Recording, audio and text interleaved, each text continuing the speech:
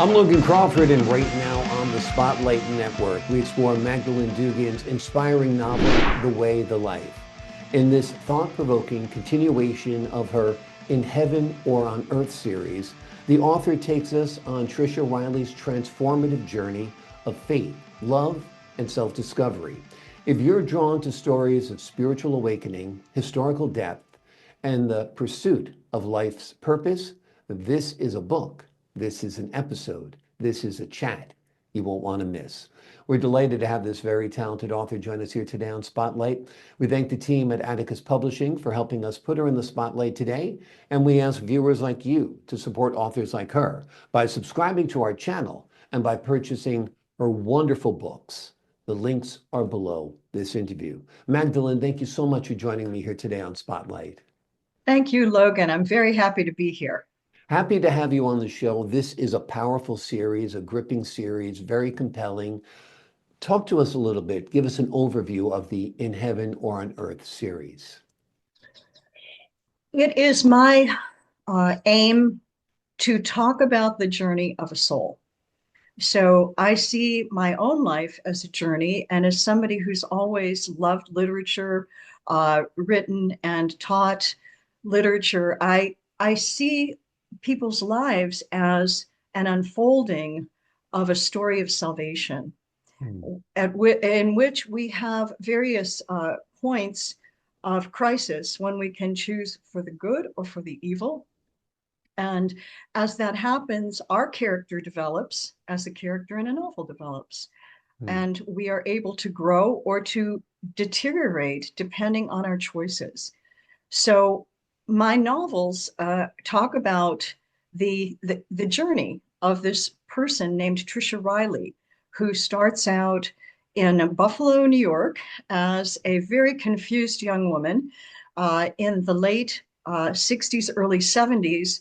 So sex, drugs, and rock and roll, and all of those temptations, and the culture's falling apart all around her. And some of the choices that she makes, the social pressures that she has to deal with, and as she struggles and falls down and gets up, that book then winds into book two, which is called Homeless, in which Trisha finds herself in a New Age cult, trying to live a better life, but again, getting it wrong.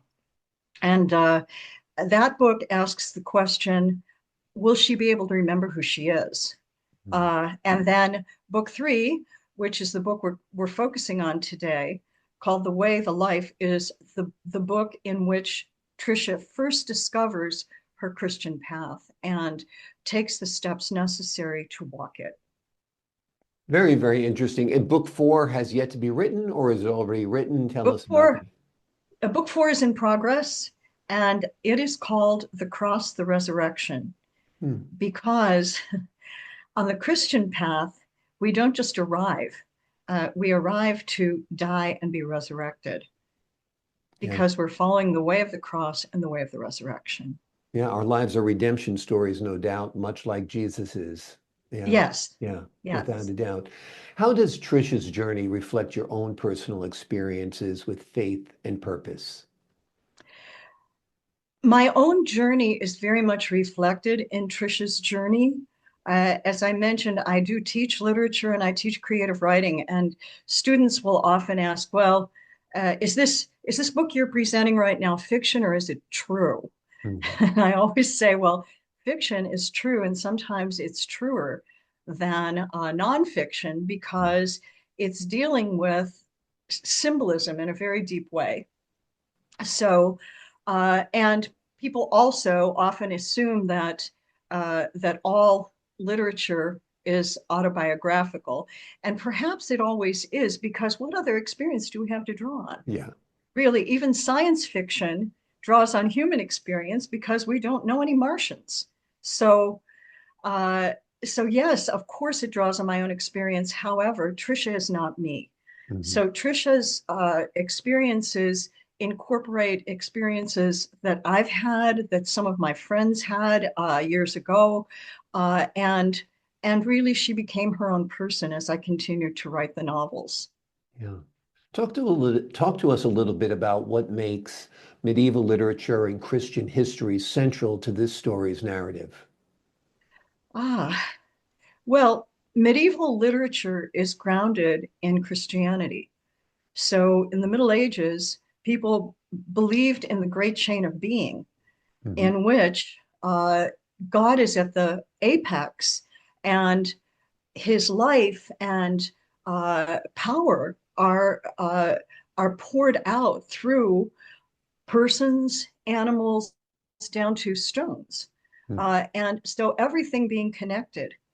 And so in the Middle Ages, culture still embraced the understanding that our life purpose is to find and follow Christ.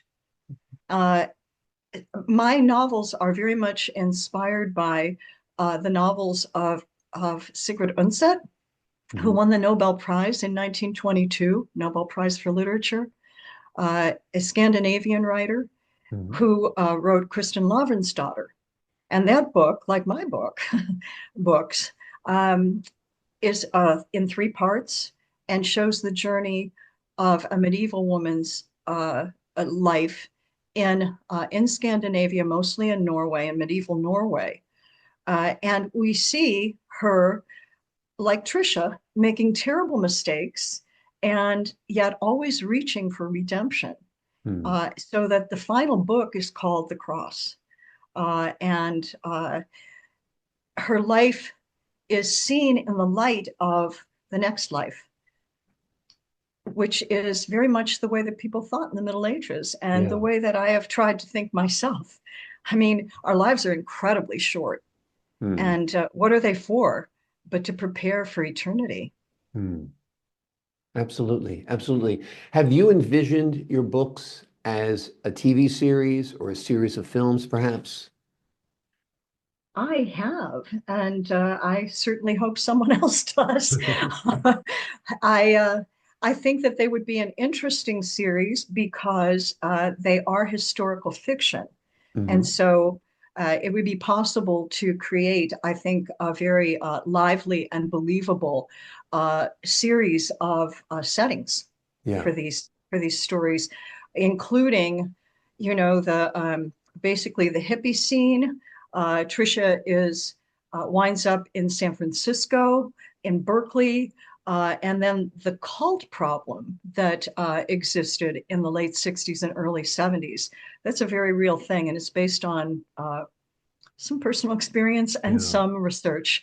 Yeah. So that would be interesting, I think. And San Francisco continues to be the setting for the way, the life, in which Trisha discovers the church, and actually the Orthodox church that she begins to participate in is located in San Francisco. So these are real places that Hmm. could definitely be interesting for a series. Yeah, I think the settings would be wonderful. I think the evolution of Trisha's character would be fascinating to watch. Probably played by multiple actresses, I would think. But who knows with the prosthetics and the special effects that they do nowadays, they can age Right, someone or de-age right. someone. So it definitely could be a great series of films, I think, no doubt.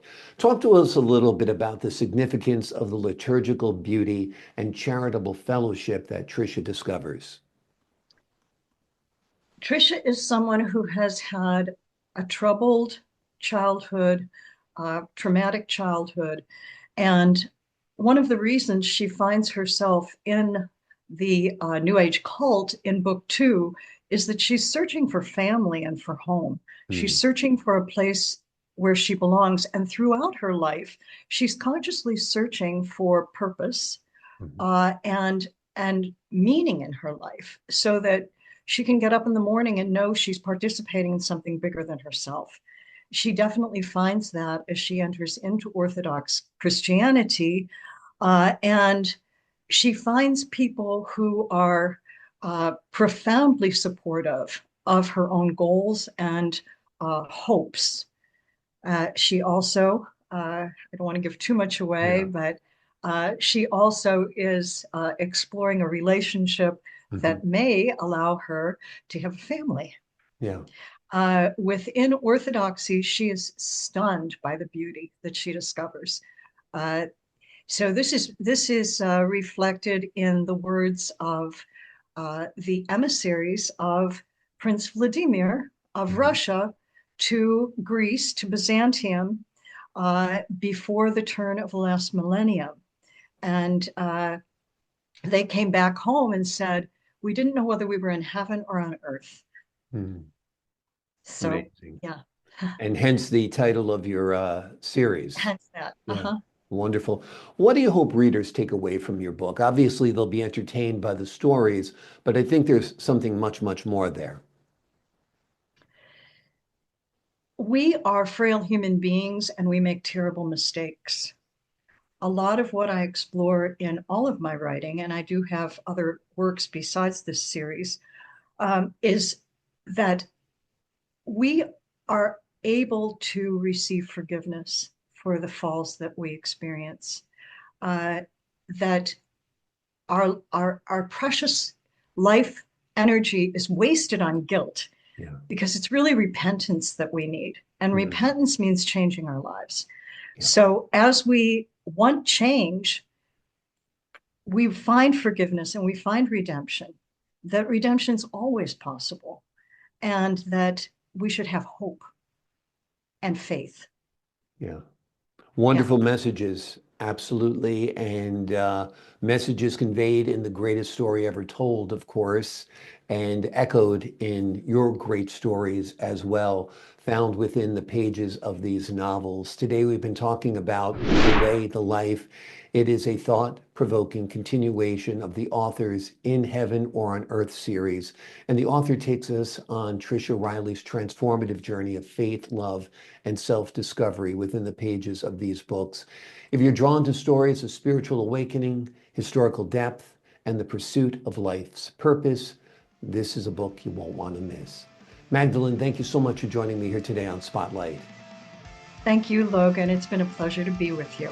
Pleasure's been all mine. To the folks at home, I'm Logan Crawford, thanking you for your time this time. Until next time on Spotlight.